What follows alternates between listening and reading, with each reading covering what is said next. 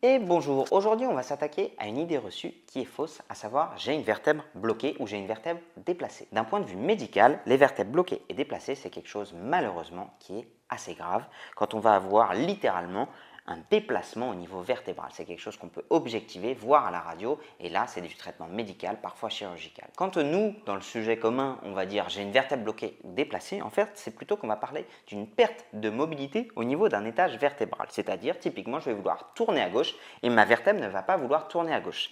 Ce n'est pas le blocage os contre os qui va l'empêcher de tourner, d'accord? C'est pas là j'essaie de tourner et le blocage os contre os m'en empêche, c'est qu'au niveau de chaque étage vertébral, j'ai des muscles. Les muscles, je les ai symbolisés ici en rouge, on en a tout un tas qui sont parfois du bassin au lombaire, du bassin au thoracique, du bassin au rachis cervical, du bassin jusqu'à l'omoplate et du bassin jusqu'à l'épaule. Bref, des muscles, on en a dans tout le dos.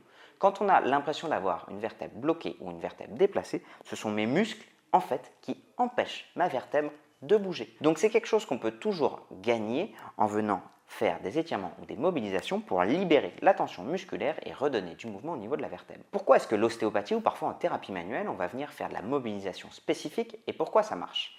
En réalité, on ne va pas venir replacer, c'est un abus de langage qui marche bien dans les faits inconscients, c'est quelque chose qu'on arrive bien à imaginer mais qui en réalité ne se passe pas exactement comme ça. Ce qui se passe, c'est qu'on va venir en fait, au cours d'une mobilisation, mettre en contrainte l'articulation pour pouvoir dépasser la réponse musculaire, aller plus vite que la réponse musculaire. Donc on a un muscle qui est spasmé et on va venir accélérer sur une très faible amplitude justement pour prendre le muscle en surprise et gagner au niveau de l'amplitude articulaire et musculaire. Le muscle n'aura pas le temps de se spasmer, il n'aura pas le temps de réagir et encore une fois, on va pouvoir gagner sur de l'amplitude. On imagine aujourd'hui que l'articulation ou la manipulation articulatoire va avoir enclenché une boucle réflexe qui va permettre un relâchement du tissu. Et c'est pour ça que ça fait parfois du bien d'entendre craquer.